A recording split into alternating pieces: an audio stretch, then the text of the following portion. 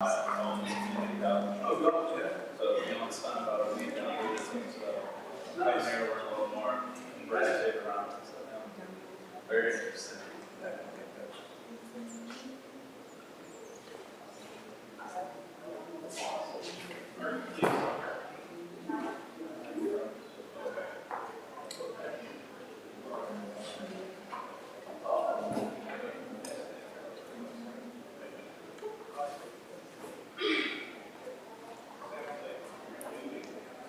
Do you know where the J-shaped valve is? I'm just overlooking. I don't know where the J-shaped valve is. To be honest, I couldn't find it last night. I just found the video. That was in the kitchen. Is that not on the shop?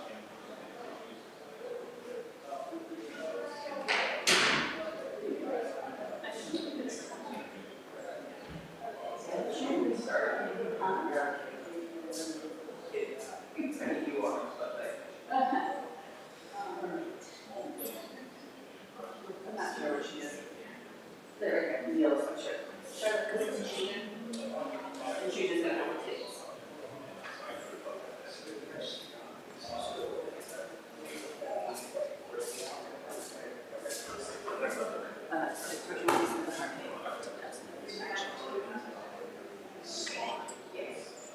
Yeah, I love that one. We do love that one, don't we? Especially on Sunday mornings, right? People like want to drag on Sunday sonnets, not the like the I'm pretty fast. You are fast. But I don't. But Sundays are out.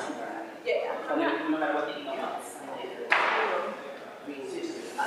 And there's not very many episodes. No, in fact, I didn't see that. Did you need something? Yeah. Yes.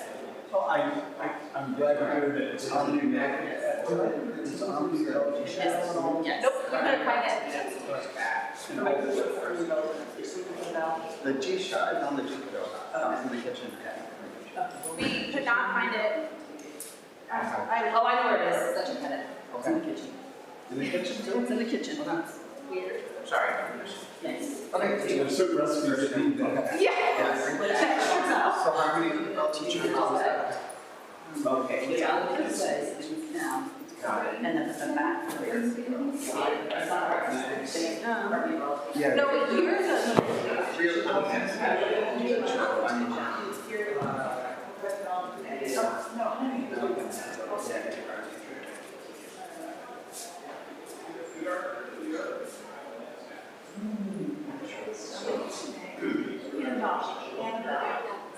Is that yours? Well, I know I met you, but it's nice to meet you. Yeah. It's definitely a slow process, like remembering your name. It takes a long time. Yeah. And then every year, a bunch of people have named names, so you have to learn all the time. Yeah. So you never go, look at that.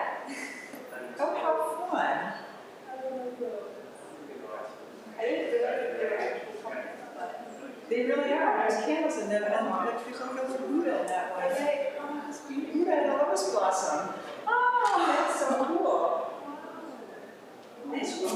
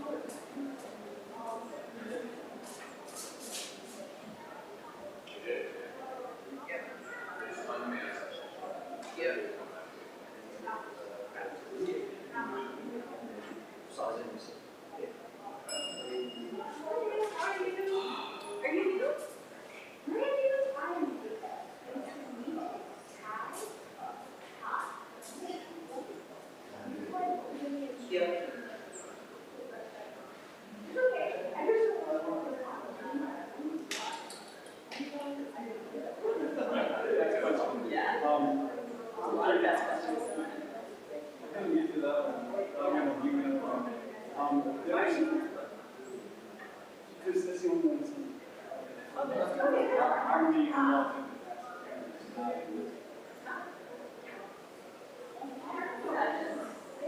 I'm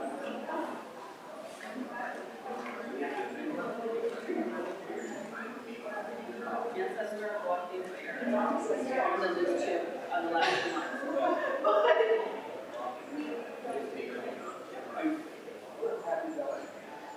What are happy bells? They're wherever you go to place one. No, the meeting bell. You bring it in.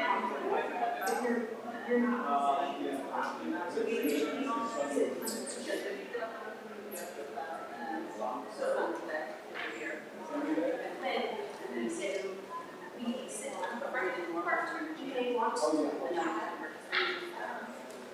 And then just play the bell how we want, where they, a little bit, but it could take years.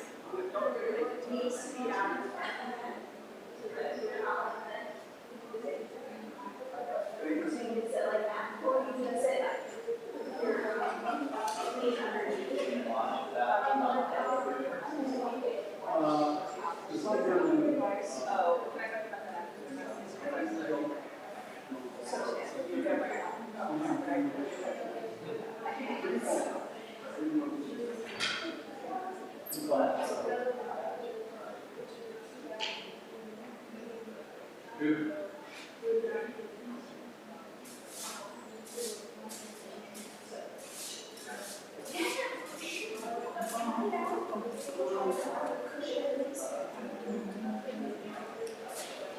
hey, what you said, face the sun.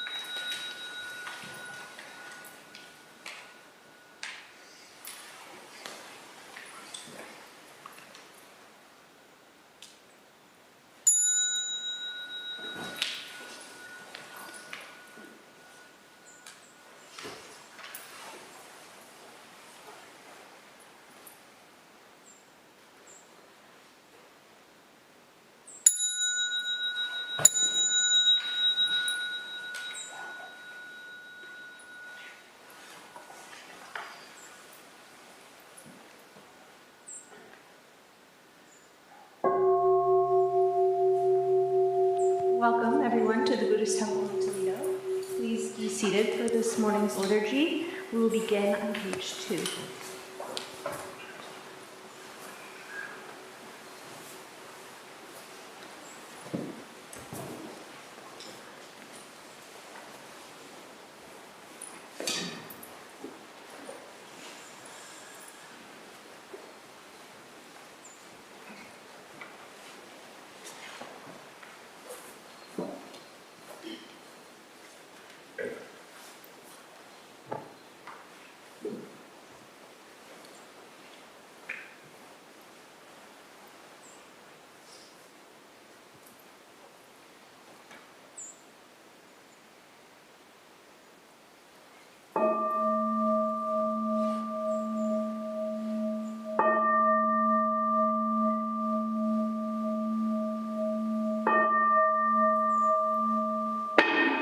Gatha of atonement,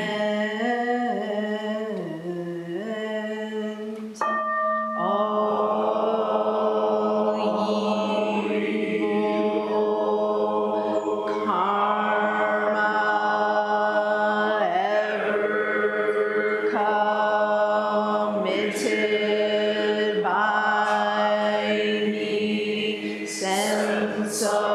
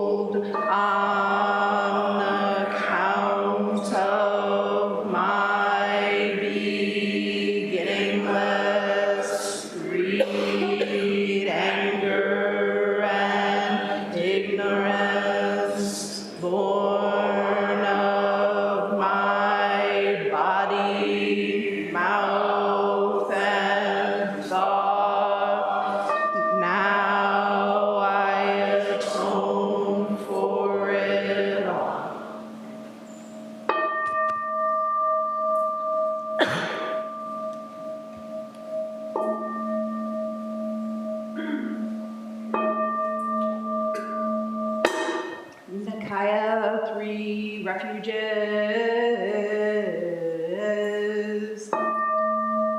Buddham Saranam Gacchami. Buddham Saranam Gacchami. Dhammam Saranam Gacchami. Dhammam Saranam Gacchami. Sangham Saranam Gacchami. Sangham Saranam Gacchami. I take refuge in Buddha. I take refuge refuge in Buddha. I take refuge in Dharma. I take refuge in Dharma. I take refuge in Sangha. I take refuge in Sangha.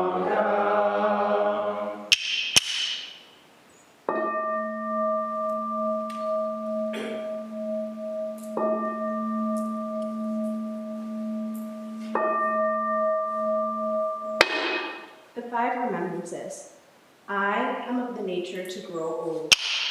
There is no way to escape growing old. I am of the nature to have ill health. There is no way to escape having ill health. I am of the nature to die. There is no way to escape death. All that is dear to me and everyone I love are of the nature of change. There is no way to escape being separated from them.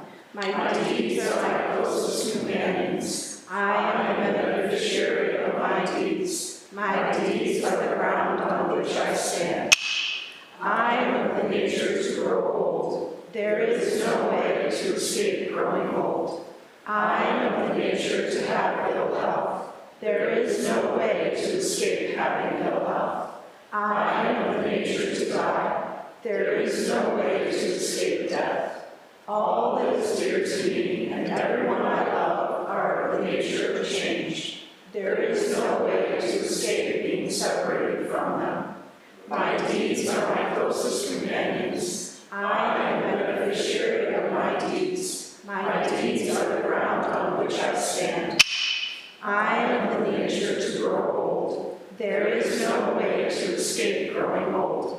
I am of the nature to have ill health. There is no way to escape having ill health. I am of the nature to die. There is no way to escape death. All that is dear to me and everyone I love are of the nature of change. There is no way to escape being separated from them. My deeds are my closest companions. I am the beneficiary of my deeds. My deeds are the ground on which I stand. This precious human life, rarely encountered, is easily lost. Now that I have life and opportunity, may I practice the Dharma wholeheartedly.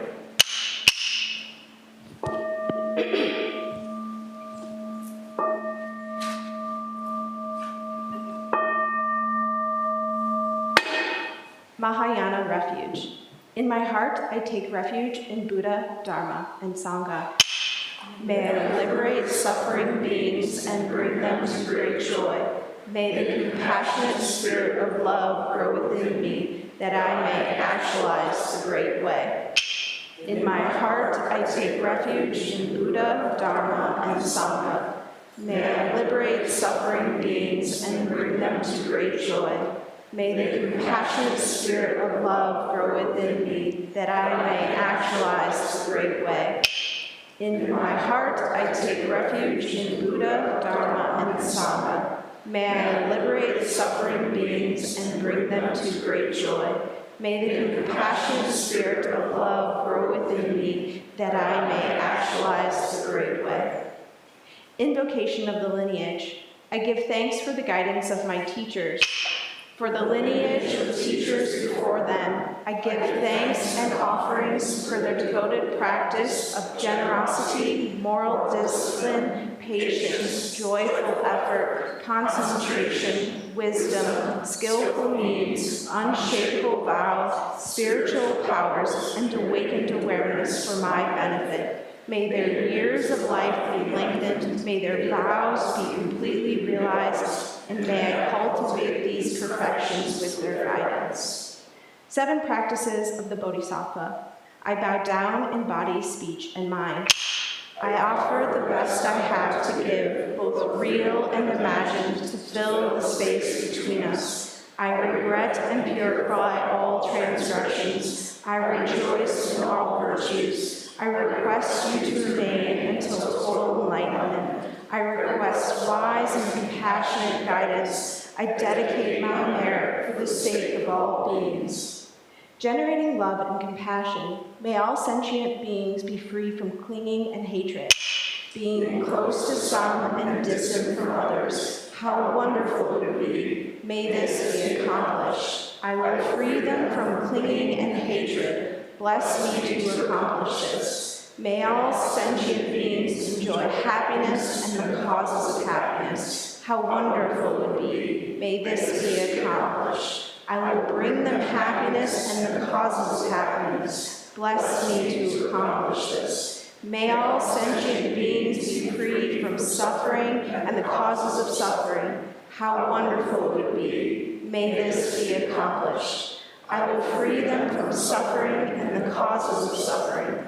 Bless me to accomplish this. May all sentient beings have the joy that has never known suffering. May they be free from clinging, hatred, jealousy, miserliness, doubt, pride, wrong view, ignorance, and dualistic thoughts. How wonderful it would be. May this be accomplished. I will bring them to this state. Bless me to accomplish this. We will now stand for the harmony of relative and absolute, which you can find on page 5.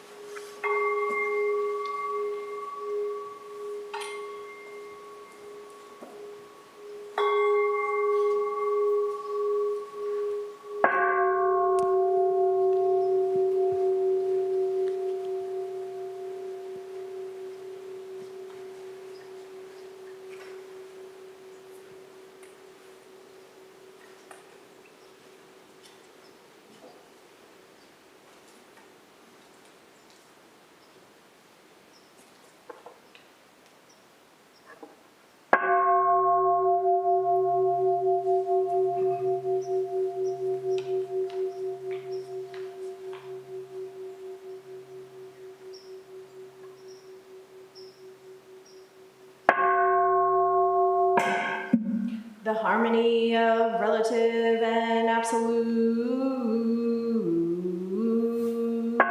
The mind of the great sage of India is intimately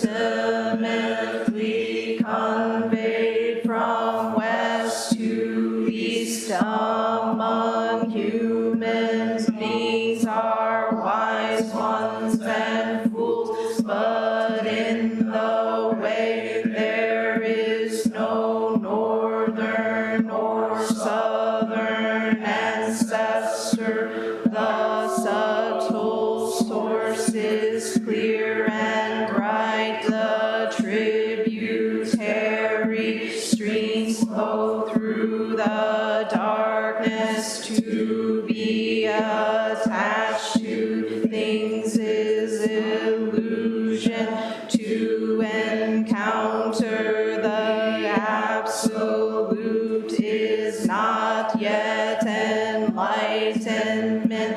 Each and all the subjective and objective spheres are related and at the same time independent, related yet working differently, though each keeps its own place, formates the character and appearance different, sounds distinguish comfort and discomfort. The dark makes all words one, the brightness distinguishes good and bad phrases. The four elements return to their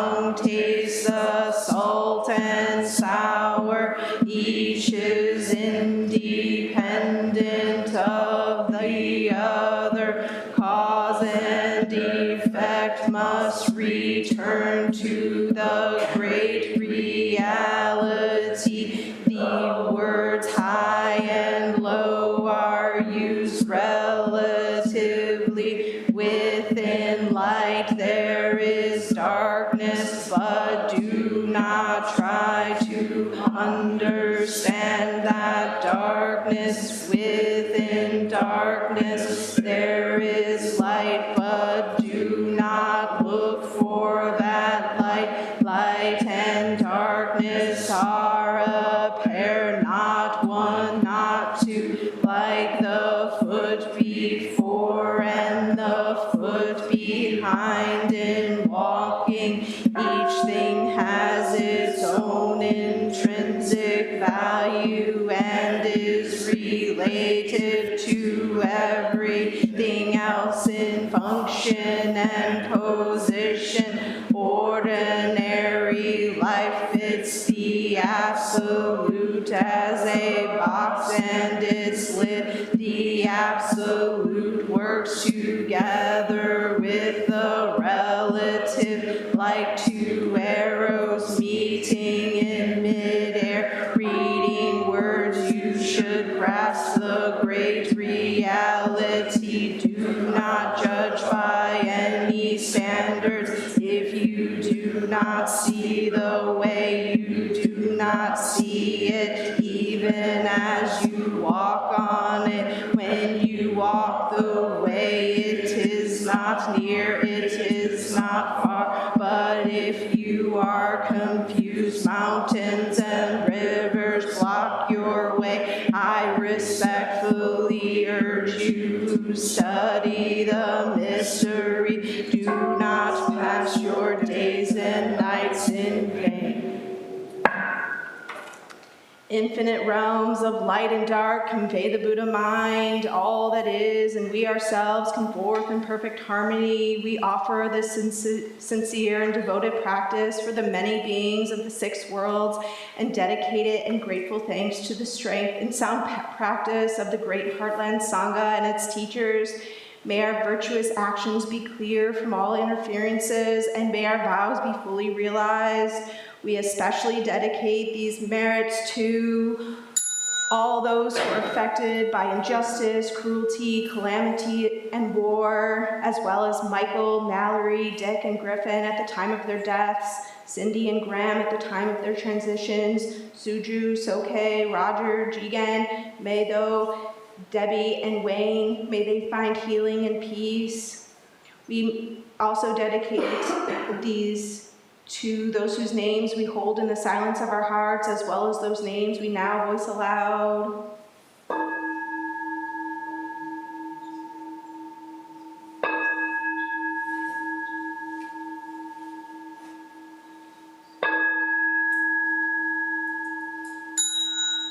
May we live in perfect peace with Buddha Dharma, and may we realize the Buddha way together. Honor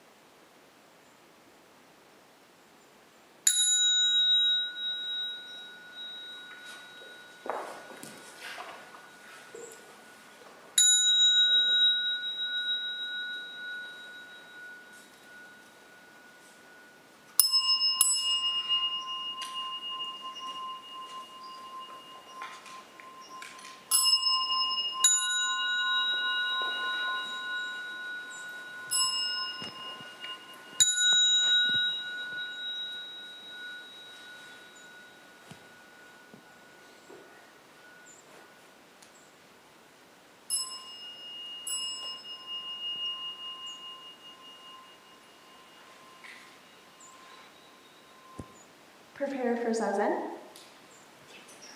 And kids and Dharma school teachers, you are excused.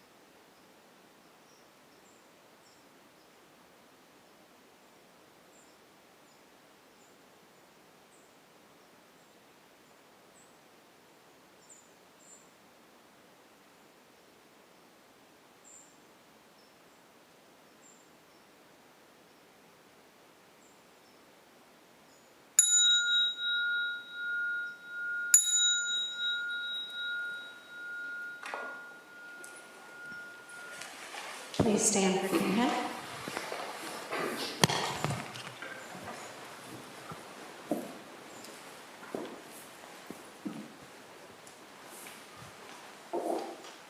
At the sound of the clappers, the first and third rows will turn to the right, the second and fourth rows will turn to the left.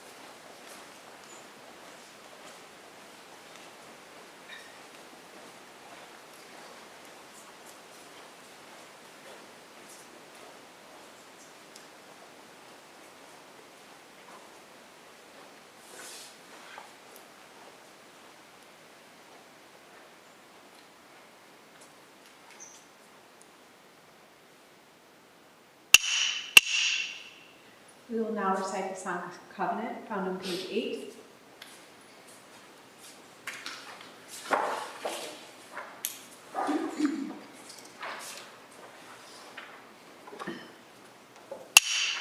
We, the Daishin Kokoji Sangha, with respect for the worth and dignity of each person, with wonder at the wisdom and compassion we seek to cultivate by practice, and with deep gratitude for the teachers of this lineage and our connection to one another, covenant to support each other by upholding the precepts of doing no harm, practicing good, and actualizing good for others. Please be seated facing the teachers for this morning's talk. If you cannot see because someone's sitting in a chair in front of you, please move so you can make eye contact with the teachers.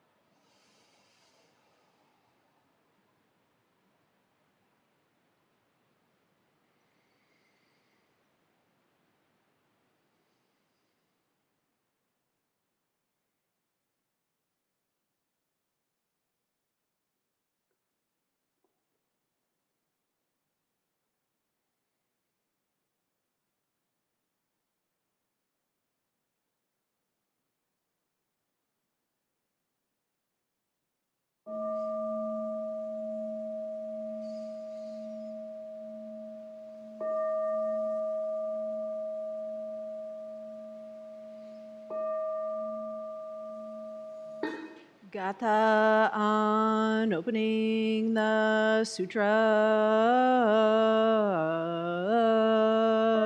The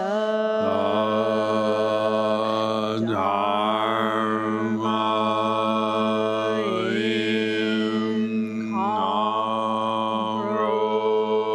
incomparably profound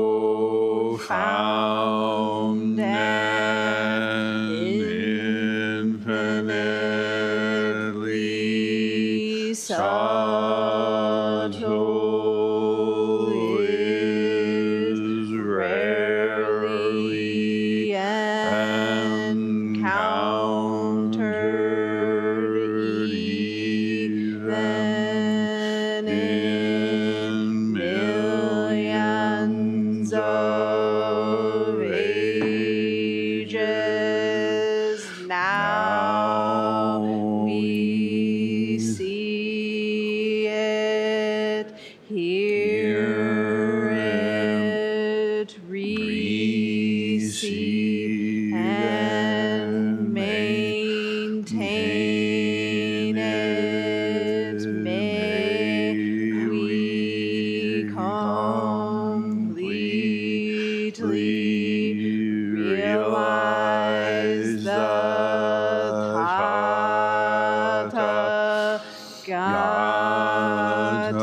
Tathagata's true meaning. May we realize the Tathagata's true meaning, indeed. Welcome, everybody. Thank you for choosing to be here today. I just delight in the fall. I don't know if anyone else shares my, for some folks it's a trepidation time because the dark of winter approaches, but I like that too, so. But it's just so glorious to see the colors in bloom, and to feel, to me, what is fresh, crisp, clean, kind of bracing air. And I like the turning inwards of this season. You know, I delight in the joys of spring when things are budding and summer when things are buzzing. But for me, there's something about this turning in that I can feel all of nature in our hemisphere, at least, expressing this turning in, this returning to the source, returning to the root. It's wind in the sails, I think, in many ways. Our Ango continues to focus on samadhi. And to help this along, Doan Sensei very carefully put together a reading pack for us. And the last chunk of it draws on Master Hongzhi. If you don't know Master Hongzhi's writings, I think you have in the temple reading pack for this Ango a handy introduction to the kind of tenor and flavor. A skillful teacher, someone able to use words in a way that actually is quite useful and durable, it turns out, through different translations in different centuries. Let me read for you one of the selections I've chosen for today. It's called Dissolving the Self. Being empty, it leaves no traces. In illumination, there are no dust-like emotions. When the light penetrates, the stillness is profound. Mysteriously, it severs all defects. When you perceive the self in this fashion, you dissolve the self at once. This field is clear and pure, wondrous and bright. It is that which is intrinsic within you. Many lifetimes of inability to resolve this great matter come only from obscuring doubts and concealing delusions. All these are but self-created hindrances and barriers. Openly allow your wisdom to roam freely. Internally, forget about merit and reward. Just directly relinquish this burden. Then turn around and resume your position. Put your feet firmly on the way. In spontaneous responsiveness and wondrous functioning, all things encountered are reality itself. Here, there is not a single thing, from the tiniest hair or speck of dust, which is outside of yourself. A lovely letter.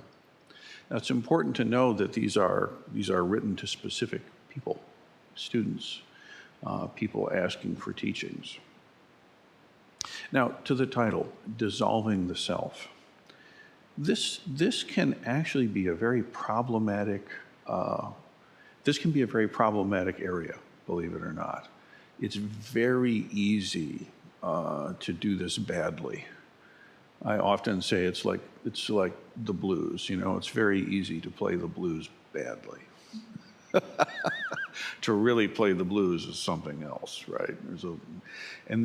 The quick first blush of what this dissolving the self must be, very easy to do this badly, okay? What would it look like to sort of misperceive this business of dissolving the self?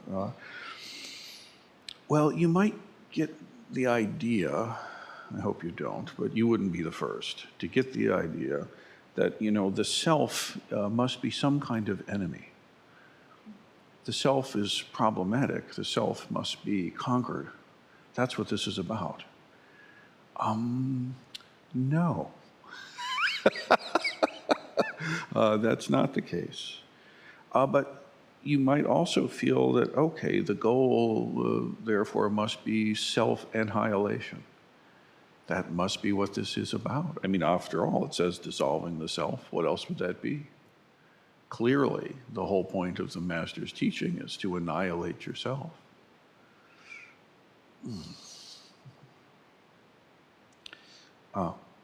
Perhaps just as bad, perhaps worse. All psychological issues can be handled by simply dissolving the self. Oh, God. Can we talk?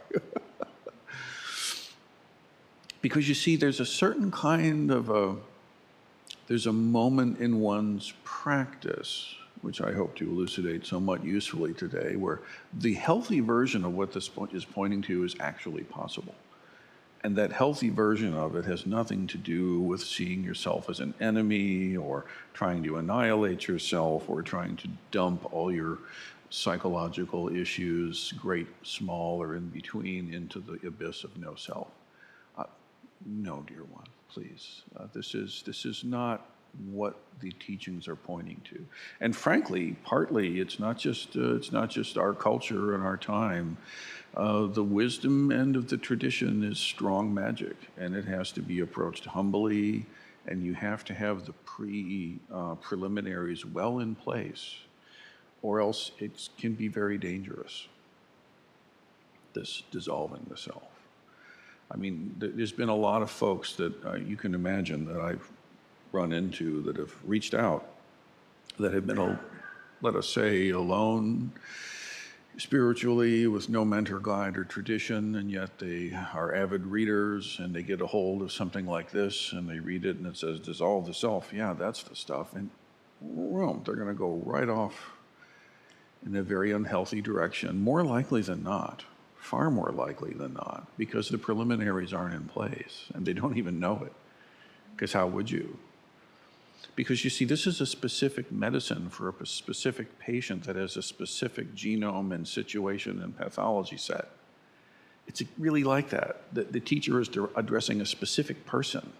And for that person and that time and that place, this is exactly the medicine they need. But you can't just take that medicine and randomly apply it to everyone who walks in the shop, right?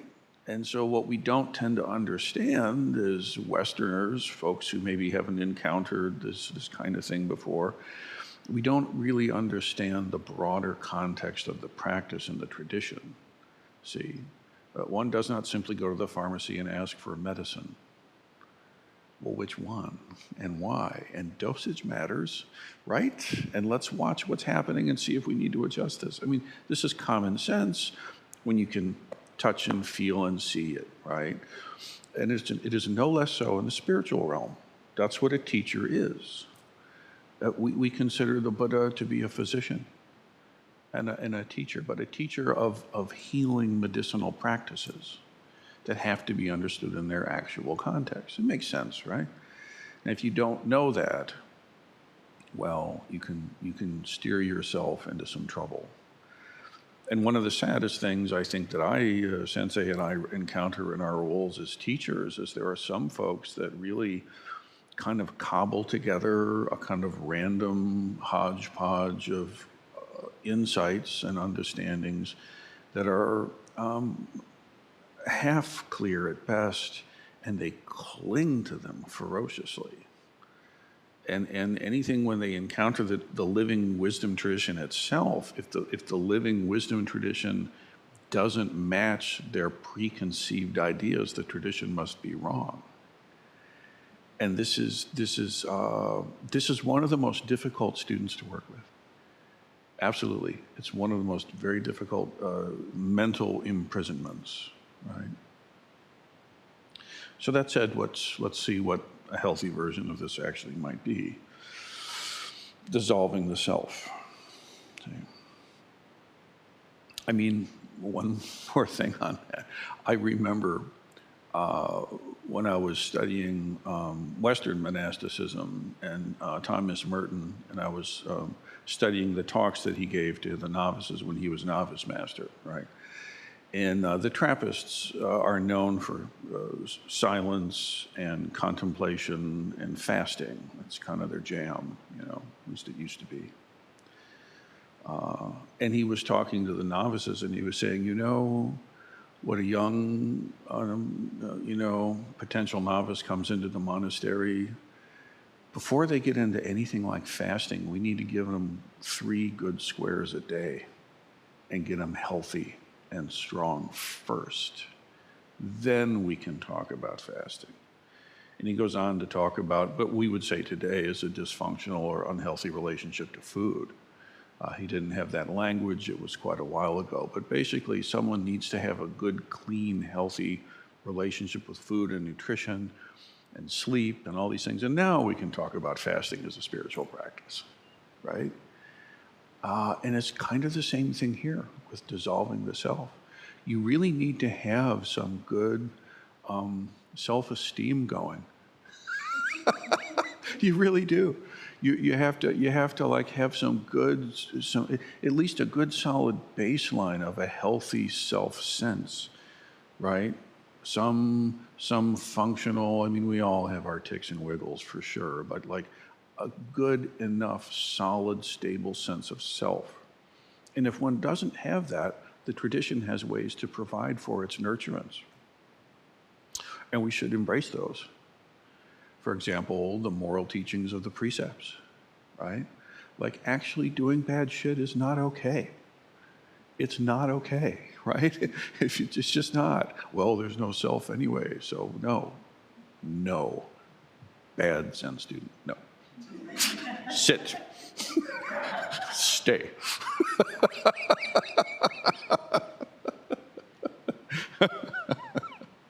Okay, so let's get into it. So being empty, it leaves no traces. In illumination, there are no dust-like emotions.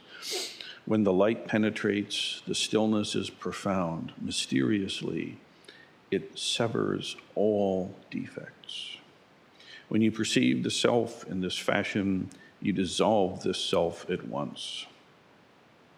The field is clear and pure, wondrous and bright. It is that which is intrinsic within you. Okay. Now, all those statements are, I would say, completely correct. Sign off on all of that. Understood contextually and correctly, though, you see. He's pointing to a state, which is why we're talking about it here. He's pointing to samadhi, okay? So he's saying, the first thing to get clear of is that it's not like you attain some experience which you are perpetually then in this permanent state of no emotions or penetrating light or whatever.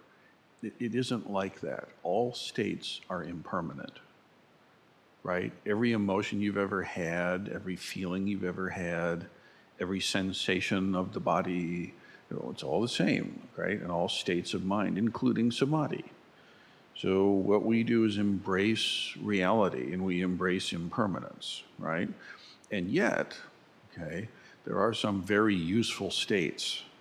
You might ask intelligently and intuitively, if it's impermanent, why does it matter? The answer is because it changes your perspective, right? You don't stay in the state permanently, but being in that deep, one-pointed, concentrated state shifts your perspective, right? Now, we hear some folks in the modern day talk about psychedelics and having had formative, important experiences where they, through use of an exogenous molecule, end up catalyzing a kind of experience in the brain, which is otherwise not going to happen, hopefully. But actually, their perspective has been changed and enhanced. There are many people who come into the Dharma after having some kind of experience like that. Now, I don't recommend it, frankly. Let me be very clear. I do not recommend that. Quite often, it has huge potential downsides, vastly downsides to using that stuff. It can be. And happily enough, there's a way to enter states that are far more useful, completely beneficial, with absolutely no downside. Sit down, be still, concentrate. So simple, right? So when we talk about this one-pointed awareness, it's actually not fair. It's not a complete description. Samadhi itself, you could say, goes from, you could say one-pointed awareness, where the beginner is taught to concentrate in the one point in the hara and concentrate on the breath, mindfulness of breath practice, and then to really, really like immerse themselves and merge with the breath, okay? And this is a practice that is sustainable all the way through the entirety of one's training modality. I do this often myself. So I don't even mean to say it's for beginners only. It's just, a good initial practice to take on, see. But really what ends up happening is that the samadhi goes from one pointed awareness to kind of no pointed awareness, where there's a choiceless awareness. It's no longer, there's no point anywhere.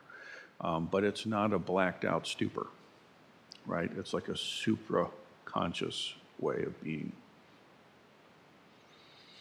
And you could say that the samadhi has sort of a preliminary stage, and then there's an access kind of stage where it's halting, you got it, and then you fall off.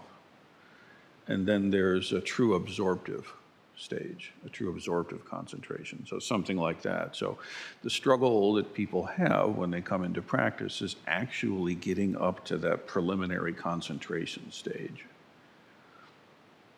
And you need to do that if you're going to internally experience the truth of your own life as the wisdom tradition of Buddhism would recognize. There's no way to escape or avoid or just kind of skip that. We all have to find a way to settle down somehow. That's all. But that's a big deal, see. So he goes on to say some of the obstacles that might kind of get in the way of this. Many lifetimes of inability to resolve this matter come from obscuring doubts and concealing delusions. All these are self-created hindrances and barriers. Now, the obstacles to that primary, preliminary level of concentration, okay,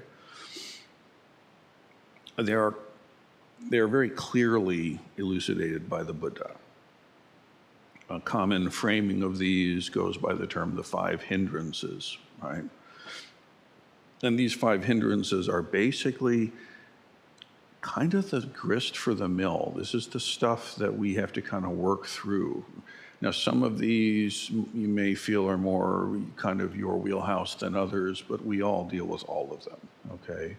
And so the first hindrance is, sloth, they say, stupor, laziness, just sort of a mind state, which also is impermanent. Oh, I'm so tired, I'm so exhausted, I can't do this. Oh, lunch? Great. The state changes, right? But this sort of lingering in this sort of sleepy, kind of dragged out, the state of mind I'm talking about, okay? That is not, how do I want to say it? It's not true. Don't believe it. Fake news. Your mind will tell you, you can't hang anymore. You must stop. Is that true? I mean, sometimes it's true, I get you. But a lot of the times it can be a particular person's go-to disassociative mechanism, or like the quick path to checking out. Oh, I'm too tired. Right? And it's not like a conscious decision, mind you. You don't pick. It's just sort of your conditioning, right? It's your conditioning expressing, right? So you're feeling fine, everything is great. You go to sit and I'm so tired. Well, good. As soon as you encounter that, notice it, see it, acknowledge it, let it go, and just gently come right back to your practice, right? And that's an edge that people have to work through. Uncertainty, doubt. Here, not the great pillar of the way, but simply just plain old doubt. Like, I don't think this is right. I don't think I can do this. I don't think they know what they're doing. I don't think this is the right way to do it. This doesn't match my reading of Jack Kerouac, after all. You know what I mean? And you can always throw sand in your own face. I mean, you always have the option to do that. You can always go, yeah, but really, after all, and just insert whatever self-doubt sentence works for you. Do you know what I'm talking about? I mean, you can have absolutely all the evidence to the contrary in your face and still go, yeah, but after all, I'm a schmo. You can always do that. In fact, some people are virtuoso at it. Guess what? Fake news. It's not true. It's actually not true. It's just another goddamn story. It's just a story. Let it go. See that narrative, acknowledge that narrative, take responsibility for it, and then let it go, man. Come back to the point, practice. Ill will. This one can be very sticky for some folks, you know, particularly if they've done you wrong and you know it, and they really did. Somehow that can be permission to forever, you know, keep this furnace of anger going because it feels justified, and I understand. But be careful, like that ill will, that actual wishing of harm on others, wishing others to suffer, that's what I'm talking about. You can be bummed out and pissed and have a restraining order and like shut a toxic person out of your life, that's fine. You don't have to have ill will while you do it though. You really don't. I mean, I get it, but you need to get rid of it because it's not helping you. It's not helping you be free, full, authentic who you are. The wound is real. Healing can happen. But that hatred is entirely optional.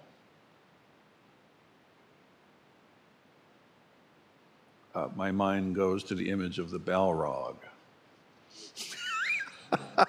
The Tolkien, tank demon thing that, yells, the one Gandalf says, you shall not pass to. And you think, of course you like Tolkien, of course you do. So, but, Gandalf is there and he goes like boom with his staff and it's like a radiant light, right? It's like a bright, brilliant, beautiful light. But the Balrog has this different kind of thing. When the demon-y thing goes, rah, he flexes, rah, and he opens up, what's in there is anger and hate. It's a red, orange, angry light. Do you know what I'm saying? It's these fictional stories, they point to something human, very human, right? If you have that furnace of hatred in your belly, it might feel strong, but man,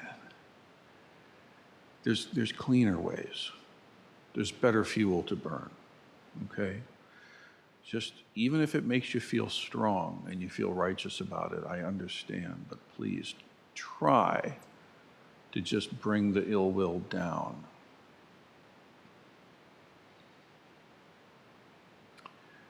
Restlessness. There's one. We see that a lot. I'm still.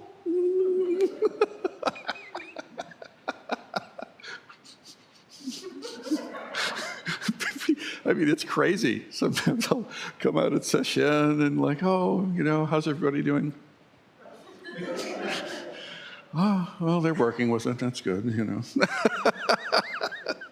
But it manifests as, this one manifests also as worry, like this constant churning around, what if, that one, or anxiety, what about, basically it's like the chi in the body is just racing and you can't get it to settle. Is kind of what this one really is like, this excitation, this, it's almost like a fever, like if you put your foot on the brake and the gas at the same time, you create a fever in your car. That's kind of what that is, So there's a mind fever that is kind of like this constant anxiety racing thing. See, and again, fake news.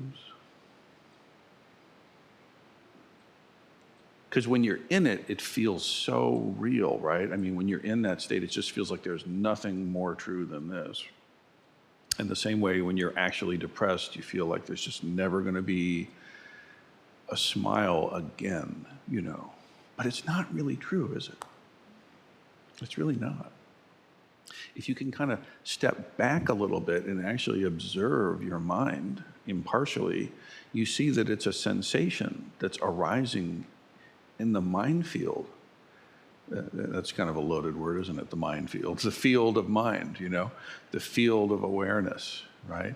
And there's this feeling, and it's a feeling of, let's say, condensation or expansion or whatever, right? So when you sit, you see, samadhi gives you the ability to not buy these things, not to just take them on just because it presents, right?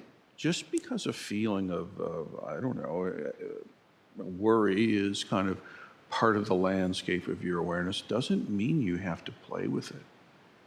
It doesn't. I'm not telling you to just dismiss it or play whack-a-mole with your emotions and try to beat them down or pretend they're not there. That's not going to help you either. But rather, there's a way to simply prefer the breath, if that's your practice. You can do that. You know, I mean, there was a time when the samurai became very interested in Zen because these Zen monks had this capacity to face their own death with no fear whatsoever. And the samurai were like, where are you getting that stuff? How are you doing that? Because from their job, that would, you know, they had a good, I don't know, 40, 50% chance of dying on any given day, right? At the height of the stupidities. So this ability to work with fear, right? Many people will, in a flash, enact life-altering choices, right? A flash of anger can erode 1,000 lifetimes of good practice. You have to be very careful. You are far more powerful than perhaps you think, right? And with that power comes responsibility, as we say. You have to learn very carefully, very meticulously, very precisely how to attune what your actual experience is and what you choose to give life to and what you choose not to give life to. The last of the hindrances is simply sensory clinging, attaching to pleasant things to look at, you know, the beautiful leaves or nice feelings of the body or pleasantries of any kind or pain of any kind. Basically, any kind of clinging to the senses. All of these different, well, they're called hindrances, the Buddha said. These are all basically the play of lights that keep us hypnotized and imprisoned in an uncritically examined way of being in our lives that does not serve us or anyone else. So how do you work on all that stuff? Sit. Pay attention. See? The samadhi business is not just kind of escapism. Right? Now he goes on to say, just openly allow your wisdom to roam freely, internally forget about merit and reward, and just directly relinquish the burden. It means really don't cling to these things. See them, acknowledge them, but don't cling.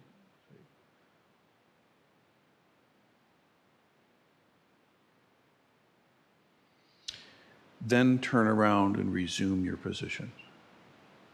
What is that phrase about? Well, there's a thing in the Dharma. It's called the Great Turning Back, or the Great Turning In, Paravatiri. And this turning about is a very specific thing. right? It's a way of psychologically, intuitively actually experiencing something. It's experiencing this state that the teacher is pointing us to, right? And this doesn't happen in a conscious level. Like the way that the Abhidharma parses this out is there's kind of the relative consciousness, which you might think of as your daily kind of, narrative and kind of surface churning and gurgling, the affectations of your personality, however amalgamated, and the stuff like that. But there's this thing called the alaya mind, alaya consciousness, which is far deeper. And it is said that this alaya consciousness expresses through the relative mind. And this is thousands of years before Freud and Jung and everyone else in that tradition, right? And the Buddha is saying, this turning about is in the deepest seat of your consciousness. It's in the alaya storehouse consciousness mind. You will never get it playing around up here at this level. You've got to settle that and go under it. And it's the mind settling down into that storehouse consciousness and that alaya consciousness mind. That is when you hear folks say, you see what's intrinsically yours. You can't see that if you're all just choked up with churn. You're not going to see it. I mean, it's the same thing like in water. If there's water and it's all churny, all you see is the surface. The water has to settle down, the sediment cools out, and then you can see down into the bottom. And that's exactly and precisely what the samadhi states are enabling. Okay. So then turn around and resume your position. So this is a very important, like I opened this conversation with the dangers of misunderstanding what it means to dissolve the self, right?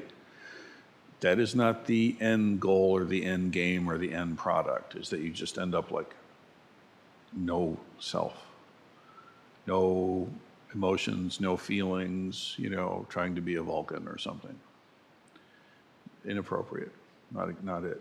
Instead, what happens is we see for our own selves that deeper part of consciousness, and then we allow that deeper part of our consciousness to actually express through the relative mind. That's what koan study does, by the way.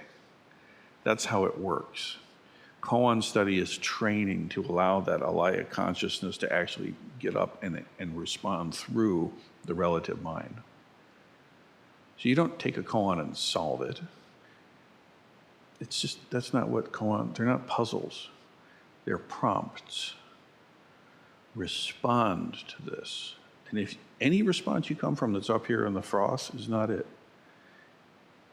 It's got to come from underneath. Now, when it comes from the hara, we say, when it comes from that deeper part and expresses through the froth, it might be the same thing that you would have said or responded with the froth, but it's coming from the wrong place, so it's not correct.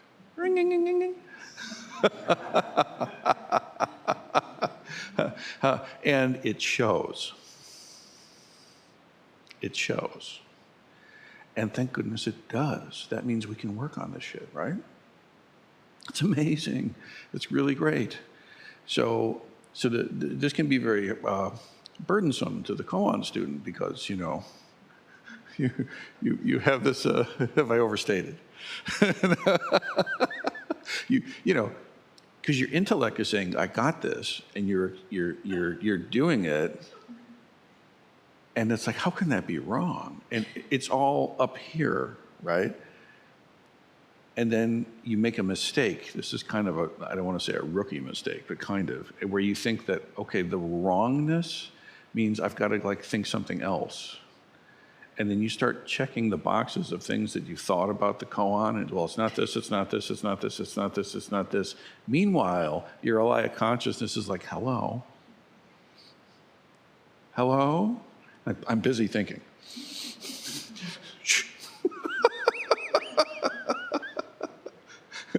And then you know what happens a lot of times, frankly, after this crazy maze experience, you kind of give up, which is really good.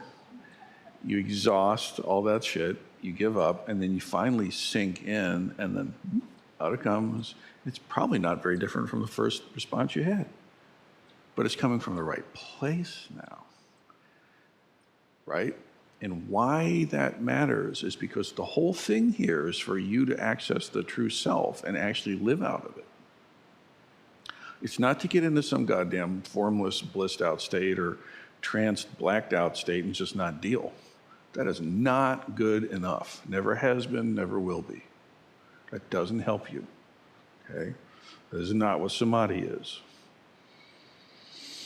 Turn around and resume your position. Put your feet firmly on the way. With feet of emptiness, go ahead and walk. Go ahead, there's stuff to do, right? Put your feet firmly on the way. And here is just, this is a beautiful line, check this out.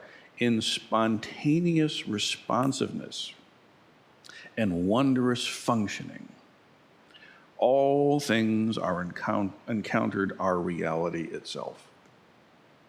This is not a dead, unresponsive, unfeeling, self-annihilated entity, non-entity. This is an awake, alive person who's fully in their place. See, spontaneous responsiveness and wondrous functioning of that deeper Buddha mind, that alaya consciousness. That's the place when these things are lined up and everything is functioning clearly. That's the spontaneous meeting of the moment. That's two arrows meeting in midair. See, the master calls out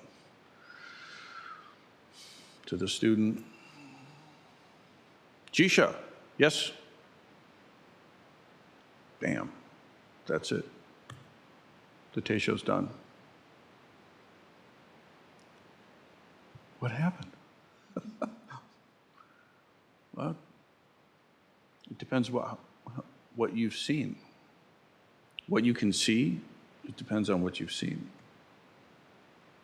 Is that just a trite everyday interaction, or is that actually the sacred expression of the cosmos itself? See?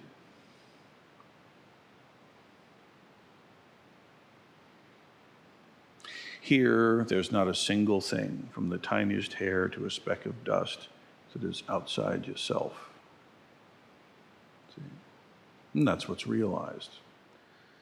Yourself and other fellow Homo sapiens and all creatures, sentient and insentient, the great earth and the cosmos itself are none other than yourself. You are an expression of the cosmos. It's easy enough to say, but how do you realize it? How do you realize that fact for yourself and then actualize it? Make it actual. Make it so that you're actually living your day that way. It's not about getting to some blanked out state and just hiding there. That isn't going to do it. Never has, never will. It's something far richer and more delicious than that. So I encourage all of us to take your potential seriously. Really do. When you sit, really sit.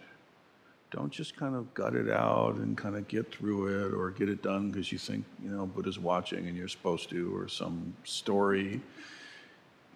Actually take yourself seriously and joyfully, I might add, joyful effort, and really watch your own mind. Nobody can do that for you, but I promise you, if you do that, if you start really tuning in to the mechanisms of your own heart and your own mind, you will find something there that is a greater treasure than anything else. Your life is precious. Realize it, live it, enjoy it. And for the sake of all beings throughout space and time, give it away. May it be so.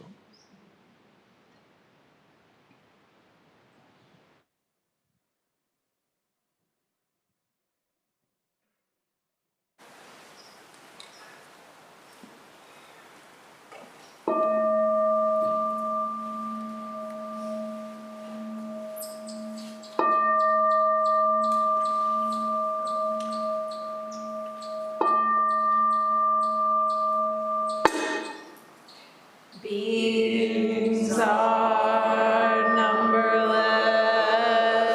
I vow to free them. Delusions are inexhaustible. I vow to end them. Dharma gates are boundless. I vow to enter them. The Buddha way is unsurpassable. I vow to embody it. Beings are numberless. I vow to free them.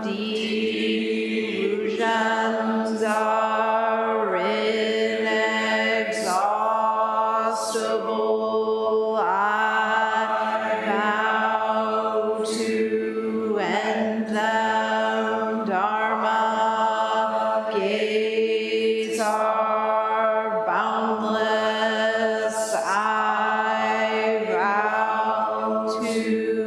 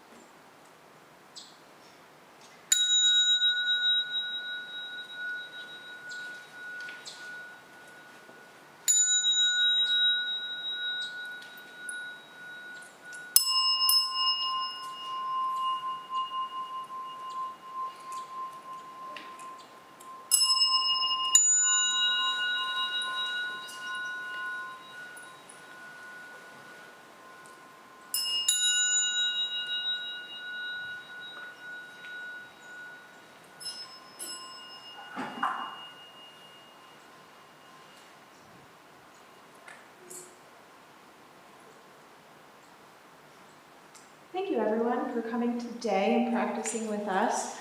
After service, there will be lunch. We will begin lunch when the gong rings and we recite the meal gatha.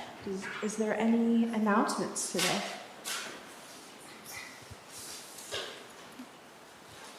Morning, everybody. My name is Kensei.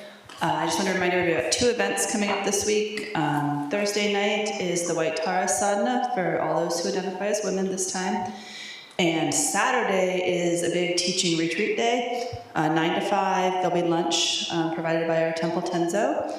And we're going to learn more about, what? Oh, right, I have 3 events to tell you about. But the workshop is from 9 to 5, lunch provided, and hopefully everybody will come. It's a really good opportunity to learn more about what Roshi was talking about today. And then game night is Friday. That is at 6 o'clock to 9. Everybody's welcome. It'll be fun, family friendly. Hope to see everybody there.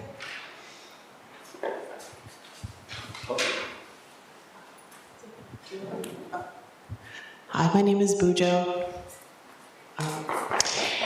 First, in Dharma school today, we went on a hike and picked out some beautiful leaves and ironed them into wax paper. So those can be hung in windows, and we might do some of that here. I don't know, but we've got some of them.